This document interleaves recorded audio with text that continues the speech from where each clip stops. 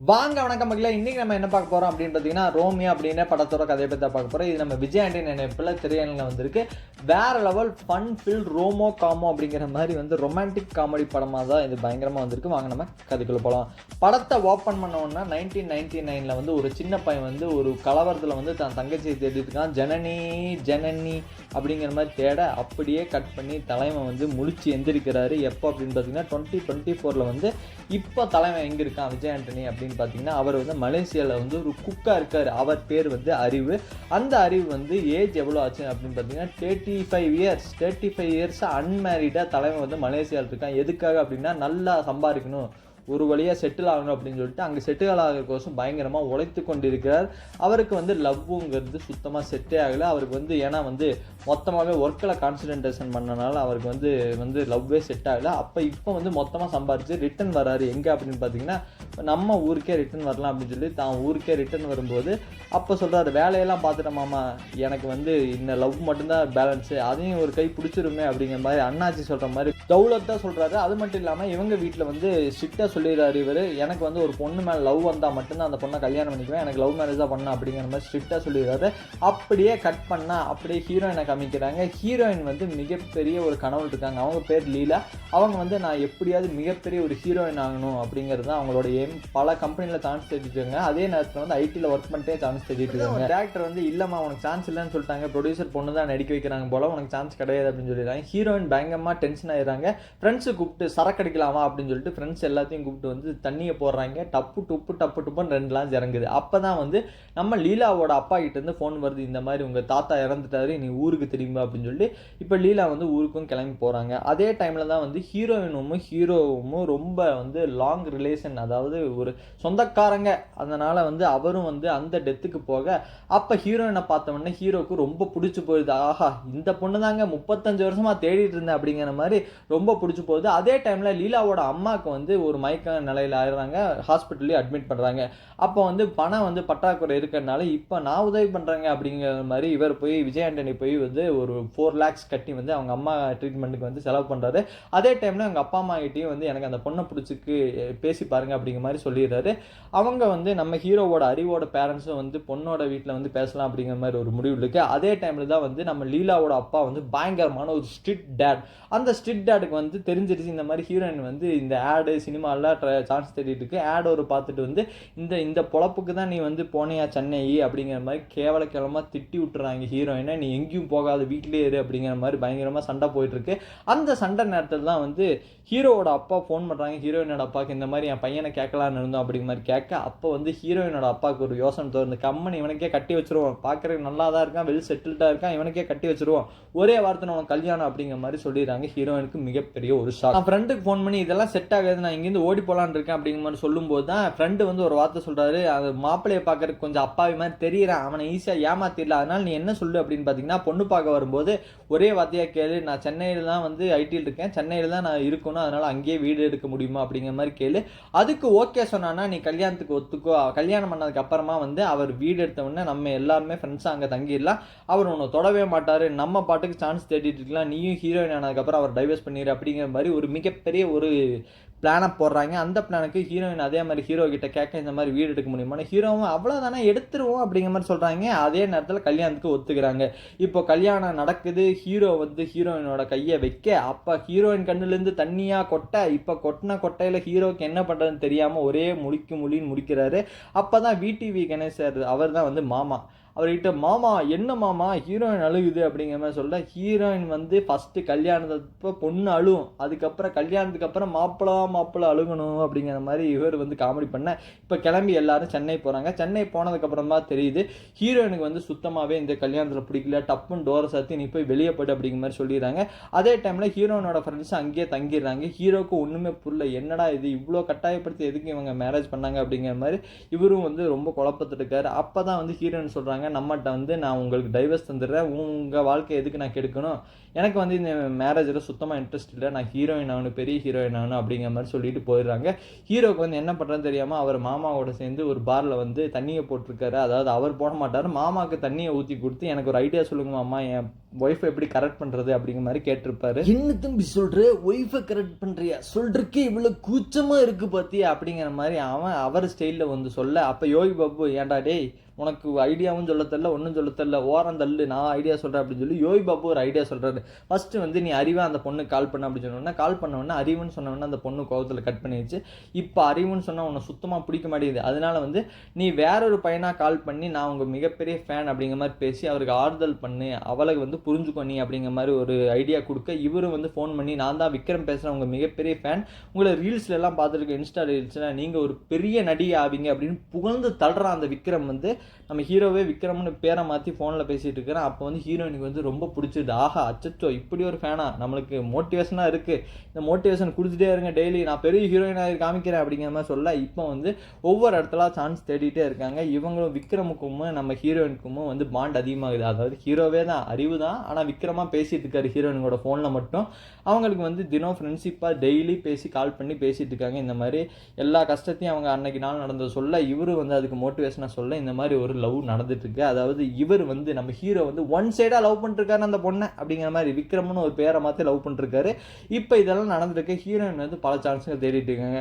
அந்த டைமில் தான் வந்து ஒரு ப்ரொடியூசர் வந்து நீ வந்து எங்கூட படுத்தா மட்டும்தான் வந்து உனக்கு சான்ஸ் அப்படிங்கிற மாதிரி சொல்ல ஹீரோயின் உடஞ்சு போயிடுறாங்க.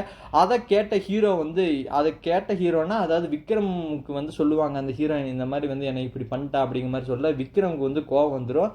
ஆனால் விக்ரம் ஒன்றும் பண்ண மாட்டான். அறிவு இருக்கான்ல, அறிவு போய் அந்த ப்ரொடியூசரை பொலான்னு பொழந்துட்டு வந்துடும். ஹீரோயினும் அவங்களோட ஃப்ரெண்ட்ஸும் ரொம்ப சோகமாக இருப்பாங்க. அப்போ தான் வந்து அறிவு வந்து கேட்பார், என்ன உங்களுக்கு பிரச்சனை, என்ன உங்களுக்கு பண்ணணும் அப்படிங்கிற மாதிரி சொல்ல, அப்போ தான் ஒரு ஃப்ரெண்டு சொல்லுவா, சார் நான் ஒரு மிகப்பெரிய டேரக்டர் சார், அதாவது டேரக்டர் ஆகணும்னு சான்ஸ் தேடிட்டு இருக்கேன், இவன் வந்து கேமராமேன் செமையாக கேமரா பண்ணுவான், இந்த பொண்ணு மேக்கப் சூப்பராக பண்ணோம், இவங்க ஹீரோயினாக பயங்கரமாக நடிப்பாங்கன்னு உங்களுக்கே தெரியும், மொத்தத்தில் வந்து நாங்கள் 4 பேர் சான்ஸ் தேடிட்டு இருக்கோம், ஒரு ப்ரொடியூசர் தெரிஞ்சால் சொல்லுங்க அப்படிங்கிற மாதிரி சொல்ல, ப்ரொடியூசரா நானே ப்ரொடியூஸ் பண்ணுறேன் அப்படிங்கிற மாதிரி இவர் இறங்குறாரு. இவர் நானே ப்ரொடியூஸ் பண்ணுறேன், எவ்வளோ வேணும் அப்படின்னு, ஒரு 2 crores okay I will donate it அப்படிங்கிற மாதிரி, நான் உனக்கு செலவு பண்ணுறேன் அப்படிங்கிற மாதிரி சொல்கிறாரு. அப்போ வந்து ஆஹா சூப்பர் சார், இந்த ஸ்டோரி என்ன சொல்லுங்கள் பார்க்கலாம் அப்படிங்கிற மாதிரி இவர் கேட்க, இது ஒரு மிகப்பெரிய ஒரு லவ் ஸ்டோரி, இன்டிமேட்டர்னா வந்து கிஸ்ஸிங் லவ்விங் எல்லாம் இருக்குங்க சார், கட்டி பிடிக்கிறது ஹக்கிங் அதெல்லாம் இன்டிமேட் சீன்ஸ் சார் அப்படிங்கிற மாதிரி சொல்கிறாங்க.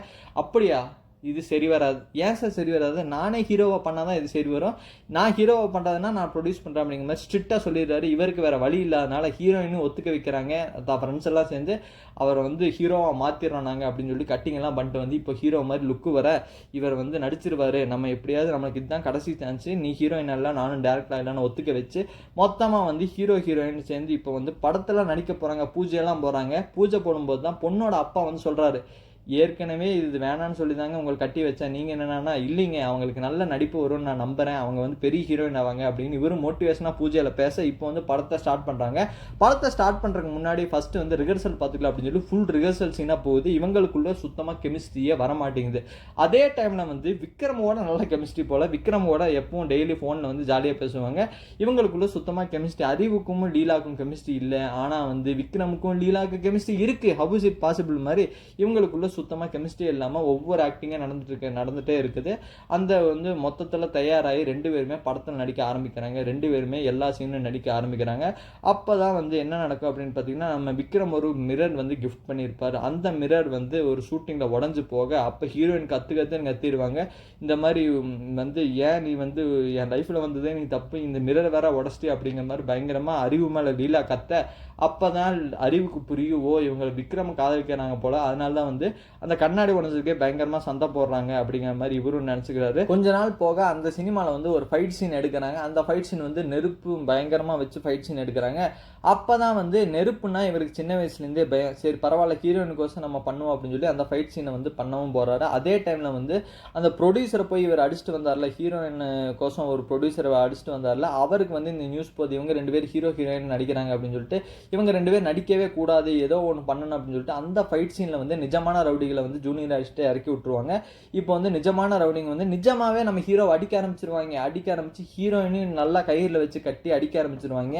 இப்போ ஹீரோ வந்து என்ன பண்ணுவார் அப்படின்னு பார்த்தீங்கன்னா, அந்த தீயெல்லாம் தாண்டி அவர் பயத்தை போக்கி இப்போ அடித்து பறக்க விடுவார். அந்த ரவுடிங்களை பறக்க விட்டு ஹீரோயினும் காப்பாற்றுவாங்க. ஹீரோயின் காப்பாற்றின உடனே அவர் மயங்கி விழுந்துருவார். ஏன்னா நெருப்புனா கொஞ்சம் பயம் இல்லையா?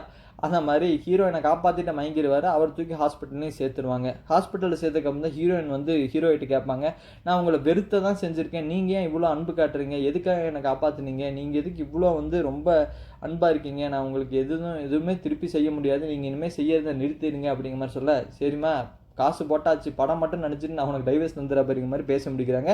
அதே டைமில் விக்ரமுக்கு கூப்பிட்டு இந்த மாதிரி வந்து ஒருத்தர் என் மேலே அன்பு வச்சிருக்காரு, ஆனால் வந்து எனக்கு அவர் மேலே வெறுப்பு தான் இருக்குது அப்படிங்கிற மாதிரி சொல்ல, அப்போ விக்ரம் வந்து இல்லைங்க, நீங்கள் எவ்வளோ தான் இந்த வந்து உலகத்தில் வந்து நீங்கள் வெறுப்பு காட்டினாலும் அவங்க அன்பு தான் காட்டுவாங்க, ஏன்னா உங்களை ரொம்ப லவ் பண்ணுறாங்க போல் அப்படின்னு இவரே கொஞ்சம் பிட்டு சேர்த்தி போட்டு அப்படி ஐயாச்சாமி பிட்டை கொஞ்சம் சேர்த்தி போடும் மாதிரி எக்கச்சக்கமாக பிட்டு போட்டு விட்டுறாரு. அப்போ தான் வந்து சரி உங்களுக்கு யார் மேலே அன்பு இருக்குது அப்படிங்கிற மாதிரி ஹீரோயின் கேட்க, அப்போ விக்ரம் சொல்கிறாரு, எனக்கு வந்து தங்கச்சி வந்து சின்ன வயசுலேயே காணாமல் போயிட்டாங்க, அவங்க பேர் வந்து ஜனனி, அவங்கள தான் வந்து ரொம்ப வருஷமாக தேடிட்டு இருக்கேன், அவங்க மேலே எனக்கு ரொம்ப பிரியம் அப்படிங்கிற மாதிரி இவர் சொல்கிறாரு, விக்ரம் சொல்கிறாரு. இதை கேட்ட ஹீரோயினுக்கு வந்து ஓகே அப்படிங்கிற மாதிரி தோணுது. கொஞ்ச நாளுக்கு அப்புறம் வந்து விக்ரம் கிட்ட இருந்து ஃபோனே வரதில்லை.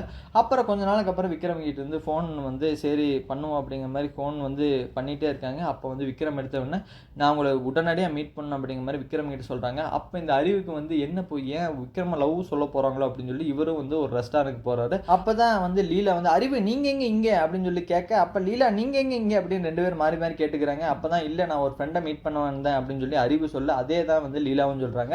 இப்போ இவங்க 2 பேத்துக்குள்ள கான்வர்சேஷன் போயிட்டு இருக்க வந்து அப்போ திடீர்னு அறிவு வந்து வியந்திடும் கேள்வி மாதிரி, உங்களுக்கு வந்து கல்யாணம் ஆயிடுச்சுன்னு உங்களுக்கு ஃப்ரெண்டுக்கு தெரியுமா அப்படிங்கிற மாதிரி கேட்குறாங்க. அப்போ ஹீரோயின் பயங்கரமாக ஷாக் ஆகிறாங்க, என்ன இப்படி கேட்டான் அப்படிங்கிற மாதிரி. அது மட்டும் இல்லாமல் ஒரு பொண்ணு வந்து அப்போ தான் வந்தாங்க. பொண்ணு வந்து யார் உங்கள் ஃப்ரெண்டு அப்படின்னு சொன்னோன்னா, இல்லை லீலா வந்து என்ன சொல்கிறாங்கன்னா, இல்லை இது வந்து என் ஃப்ரெண்டோட தங்கச்சி, சின்ன வயசுலேயே தொலைஞ்சு போயிட்டாங்க, இவங்க பேர் தான் ஜனனி, இவங்க வந்து சிலோனில் இருந்தாங்க ஒரு ஆர்ஃபனேஜில், எனக்கு வந்து ஆர்ஃபனேஜ் கான்டாக்ட் தெரியும்னால அந்த பீரியட் டைமில் நான் சர்ச் பண்ணி அவங்களை கண்டுபிடிச்சேன் அப்படிங்கிற மாதிரி சொல்ல, இவருக்கு அறிவுக்கு கண்ணெல்லாம் அப்படியே கலங்கிடுச்சு. ஏன்னா வந்து இந்த தங்கச்சி தான் சின்ன வயசுலேருந்து எப்படியாவது வந்து எங்கேயாவது பாத்திர மாட்டோமா அப்படின்னு சொல்லி பயங்கரமாக ஏங்கிட்டு இருந்த ஒரு ஆள் தான் வந்து அறிவு வந்து. ஆனால் இவருக்கு திடீர்னு வந்து தோணுது விக்ரம் கோஸ் தான் அவங்க வந்து இவ்வளோ மெனக்கட்டாங்களோ அப்படிங்கிற மாதிரி தோண, இவர் திடீர்னு வெளியே போய் வந்து விக்ரம் மாதிரி ஃபோன் பண்ணி என்னால் இன்னைக்கு வர முடியலைங்க ரெஸ்டாரண்ட்டுக்கு அப்படிங்கிற மாதிரி சொல்லி ஃபோனை கட் பண்ணிடுறாரு. இவருக்கு ஒரே அழுகை, இவரால் ஒன்றுமே முடியல, என்ன இது இவ்வளோ வந்து மெனக்கட்டுருக்காங்களா விக்ரமுக்கு அப்படின்னு சொல்லிட்டு இவரும் சரிங்க நான் வரேன் அப்படின்னு சொல்லி, உங்களுக்கு என்ன அவங்கள உங்கள் ஃப்ரெண்டை ரொம்ப பிடிக்குமா, கஷ்டப்பட்டு கண்டுபிடிச்சிருக்கீங்க அப்படிங்கிற மாதிரி சொல்லிட்டு இவரும் வந்து கிளம்பி வந்துடுவார். அந்த ஒரு 2-3 நாளில் வந்து இந்த படத்தோட இவங்க நடிச்சுக்கிற படத்தோட ஃபைனல் சீன் எடுக்கிறாங்க. இந்த படத்தோட கிளைமேக்ஸும் அதுதான் அப்படிங்கிற மாதிரி ஒரு ஃபைனல் சீன் எடுக்கிறாங்க, கோர்ட் சீன். அப்போ அந்த சீன் நடக்கிறதுக்கு முன்னாடி வந்து இவர் டைவர்ஸ் செட்டில் சைன் பண்ணி இவர் போய் கொடுக்குறாரு. அறிவு போய் லீலா கிட்ட இந்த நீங்கள் கேட்டிங்கல்ல உங்களுக்கு நான் தரேன் அப்படிங்கிற மாதிரி கொடுத்துட்டு வந்துடுறாரு. அந்த ஃபைனல் சீனும் நடக்கிறக்கோசம் வந்து கோர்ட்டில் அரேஞ்ச் பண்ணிட்டு இருக்காங்க சீன் செட்டப்பை. அப்போ லீலா வந்து நம்ம விக்ரமுக்கு ஃபோன் பண்ணுறாங்க. இவருக்கு அறிவுக்கு ஒரே ஷாக்கு, என்ன லீலா ஃபோன் பண்ணுறாங்க. அப்போ வந்து அறிவு கிட்ட சொல்கிறாங்க, விக்ரம் ஃபோன் எடுங்க, எங்களுக்கு தெரியும் நீங்கள் வந்து விக்ரம்னு எனக்கு முன்னாடியே தெரியும், உங்களுக்கு வந்து அந்த ஆக்சிடென்ட் ஆகி நம்ம வந்து ஹாஸ்பிட்டல் அட்மிட் ஆகும்போது உங்கள் மாமா சொன்னார் உங்களுக்கு நெருப்புனா பயம் அப்படிங்கிற மாதிரி சொன்னார். விக்ரமும் இதே தான் எங்கிட்ட முன்னாடியே சொல்லியிருந்தாரு, தனக்கு வந்து நெருப்புனா பயம். அது மட்டும் இல்லாமல் நீங்கள் வந்து என்னை நெருப்புலேருந்து காப்பாற்றும் போது நீங்கள் ஜனனி வாப்போலான்னு தான் காப்பாற்றுனீங்க. அப்போ நீங்கள் வந்து விக்ரமோட தங்கச்சி ஜனனின்னு சொல்லும்போதே அப்போவே நான் கன்ஃபார்ம் பண்ணிட்டேன், நீங்கள் தான் வந்து விக்ரம்னு எங்கள் கூட ஆக்ட் பண்ணிட்டு இருந்தீங்க அப்படின்னு. ஃபர்ஸ்ட் எனக்கு ரொம்ப கோவமாக தான் இருந்தது. ஆனால் அதுக்கப்புறம் யோசிச்சு பார்த்தா ஒரு மனுஷன் வந்து இவ்வளோ ஒரு பொண்ணை லவ் பண்ண முடியுமா, அறிவா அப்படிங்கிற மாதிரி. நான் தங்கச்சியை வந்து விக்ரம் கோசம் தேடலை, இவ்வளோ கஷ்டப்பட்டு நான் அறிவு கோசம் தான் தேடினேன். ஏன்னா வந்து நீங்கள் எனக்கு இவ்வளோ பண்ணியிருக்கீங்க, நான் உங்களுக்கு எதுவுமே பண்ணதில்லையே அப்படிங்கிற மாதிரி ஒரு கில்ட் ஃபீலிங் மட்டும் இல்லாமல் எனக்கு பயங்கரமான லவ்வும் வந்துருச்சு உங்கள் மேலே. அவ்வளோ லவ் இருக்கங்காடி தான் உங்களுக்கோசம் கஷ்டப்பட்டு தங்கச்சியை தேடினேன். ஆனால் நீங்கள் அதை புரிஞ்சிக்கவே இல்லாமல் ரெஸ்டாரண்ட்டில் வந்து நீ அவனை தான் வந்து நீங்கள் கல்யாணம் ஆகிடுச்சா முன்னாடியே அப்படிங்கிற மாதிரி சொல்லலையா அப்படிங்கிற மாதிரி கேட்டவுடனே எனக்கு மிகப்பெரிய ஷாக் ஆயிடுச்சு. அதனால தான் வந்து நான் அன்னைக்கே எல்லா உண்மையும் சொல்லி உங்களை லவ் பண்ணேன்னு சொல்லலான்னு தான் இந்த ரெஸ்டாரண்ட்லேயே அப்படிங்கிற மாதிரி சொல்கிறாங்க. இவருக்கு உண்மை ஃபுல்லாக ஆஹா அப்படியா சூப்பர் அப்படிங்கிற மாதிரி. இப்போ ஹீரோயின் 2 பேருமே கட்டி பிடிச்சிக்கிறாங்க. இப்போ நான் ஒன் சைட் லவர் இல்லை போத் சைட் லவர் தான் அப்படின்னு சொல்லிட்டு இவர் ரொம்ப ஹாப்பியாக ஹீரோவும் பயங்கரமாக சேர்ந்துடுறாங்க. இந்த படம் வந்து எக்ஸலண்ட்டாக இருந்தது. தேட்டரில் போய் மிஸ் பண்ணாமல் பாருங்கள். அதோட பாய் பாய் ஃப்ரெண்ட். மறக்காமல் சேனலை சப்ஸ்கிரைப் பண்ணிட்டு வீடியோ பாருங்கள். மக்களே பண்ணுங்கள் சப்ஸ்கிரைப்.